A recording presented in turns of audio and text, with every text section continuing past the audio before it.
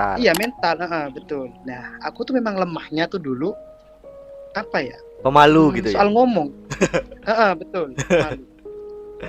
Jadi aku tuh bisa ngomong panjang lebar di handphone, tapi ketika langsung berinteraksi sama orang-orang banyak, aku tuh orangnya melempem gitu. Demam panggung gitu ya. Bisa dibilang sih.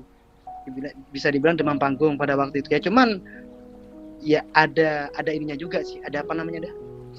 Ada pelajaran juga. Jadi semalu-malunya aku nanti, kalau aku tuh nggak berani untuk melangkah, untuk ngelakuin sesuatu hal yang menurutku baru, hidup kita bakalan sia-sia gitu aja.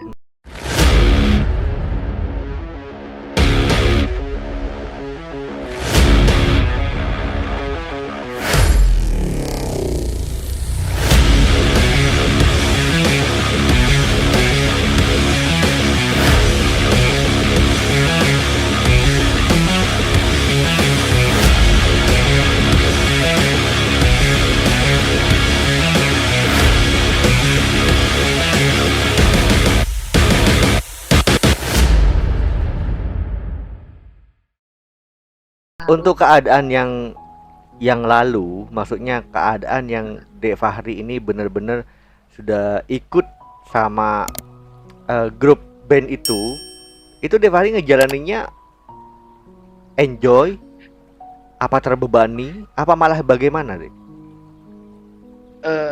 Itu dibebani itu dalam hal apa dulu?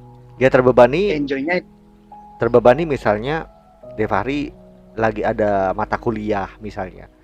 Tapi di samping itu di sisi lain Dek Fahri harus latihan. Gitu loh. enggak sih mas. Kalau waktu itu aku gabung sama band itu tuh apa ya? Lebih tepatnya nggak ada mata kuliah, cuma tinggal nunggu skripsi doang. Berarti kan enjoy nunggu... ngejalaninnya kan? Enjoy sih. Cuman gini loh. Pada waktu itu ya itu dunia baru. Aku masih nggak paham betul gimana tugas seorang vokal ya kan, apalagi cuman di halayak umum lah, live musik gitu. Jadi aku tuh memang itu dunia baru, maksudnya aku tuh harus merubah sikap, gaya, dan juga cara aku bicara, cara aku ngomong tuh sebijak mungkin gitu. Masa iya aku tuh harus bicara sama audiens sama apa ya, sama persis aku tuh ngomong sama Ripin gitu ya.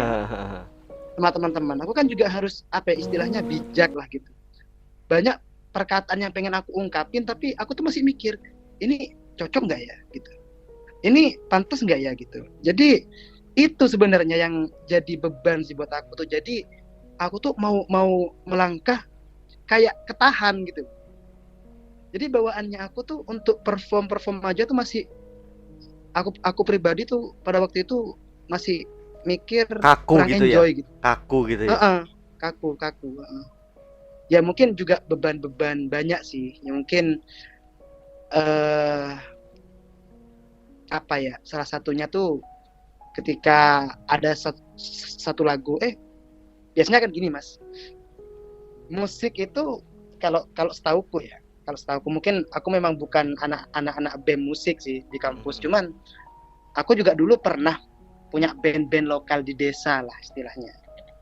Nah biasanya musisi ikut vokal nah gitu. Nah tapi beda, pada waktu itu konsepnya vokal harus ikut musik gitu.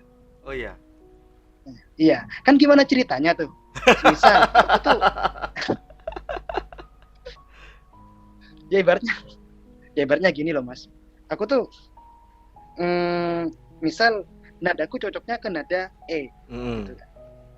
Nah tapi dipaksa ambil G gitu. Nah itu kan apa ya, pertaruhan loh di halayak umum, fals sedikit kedengeran gitu.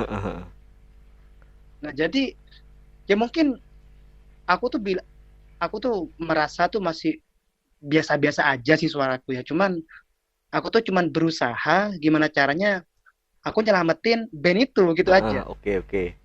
Paham gua. Nah, tapi ya mungkin cuman bagus cuman 1 lagu 2 lagu, habis itu buyar yang lain.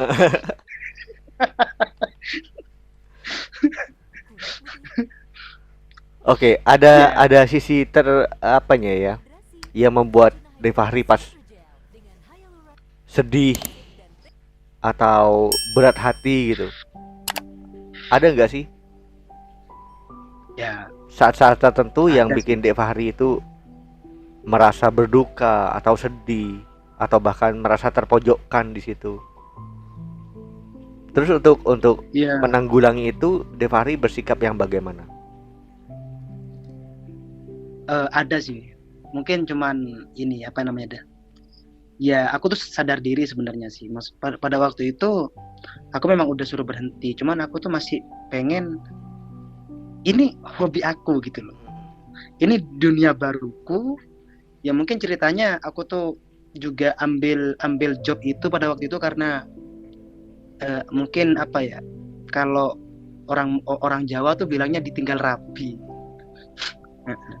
Jadi untuk ngisi kekosongan masalah apa ya, dunia kampus, dunia perasaan lah istilahnya. Jadi aku ambil itu, ya berhasil. Cuman yang bikin sesek tuh di bagian akhir sih. Aku memang udah mau berhenti, udah ada pengganti. Nah, udah ada pengganti, cowok juga nih penggantinya sih. Pengganti. Sama-sama orang Sumeneb Nah, lagi. iya betul. Sama orang Sumeneb. Tapi aku akuin loh Mas. Maksudnya dia tuh memang udah apa ya? Maksudnya beda sama aku. Mungkin aku cuman tuh apa ya? Dengerin cuman seperti halnya nyanyi-nyanyi di kaset-kaset gitu loh. Tapi kalau orang itu tuh lebih apa ya? Improvisasinya bagus. Aku akuin. Oke. Aku akuin karena kalau bicara soal karakter suara itu apa ya?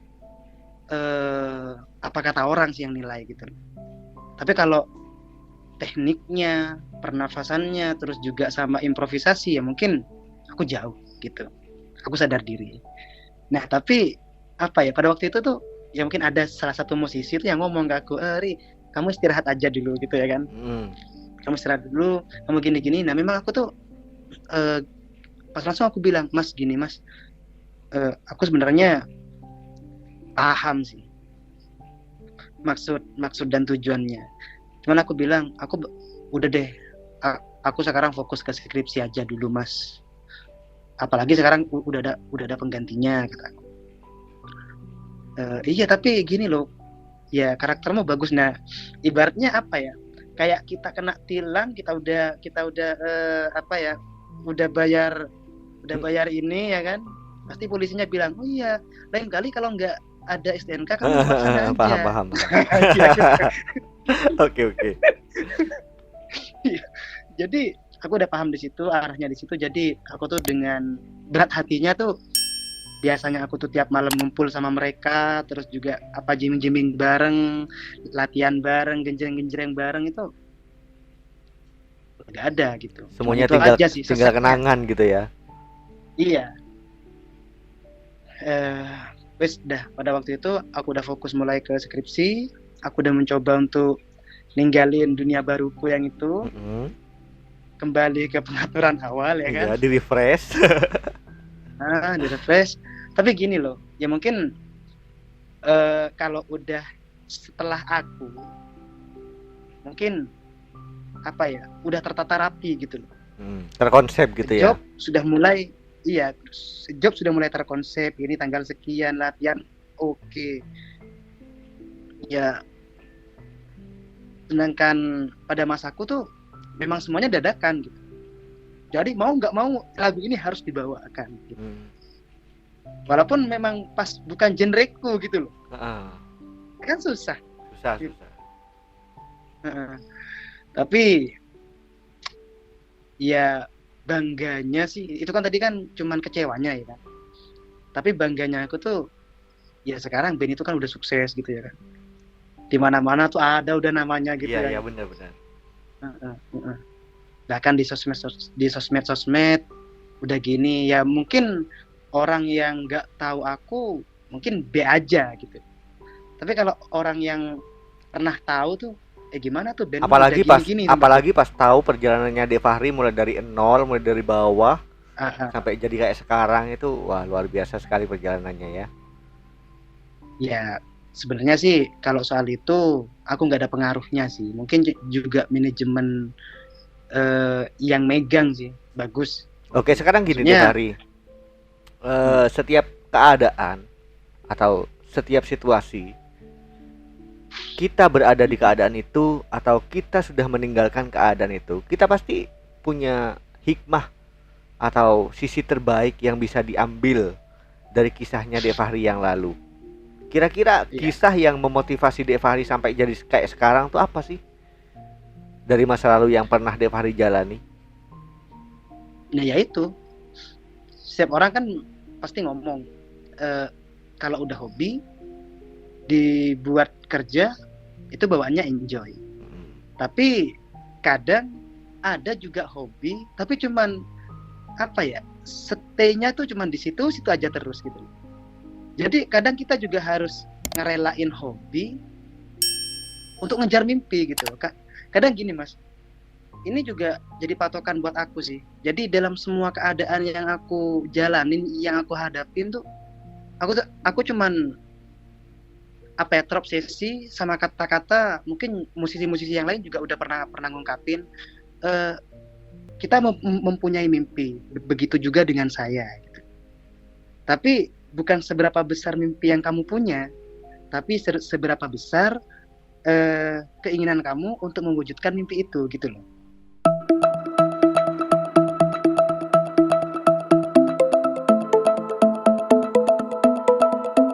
Saldo sih istilahnya, apa ya, Nggak rugi ke modal modal awal ya. modal awal, walaupun cuman selisih apa ya, cuman dapat kecil lah istilahnya itu, tapi aku tuh mungkin cuman rugi tenaga sih. Aku banting tulang cuman untungnya sekian gitu, tapi nggak masalah sih. Suatu saat dari hal yang kecil mungkin aku bisa jadi besar gitu.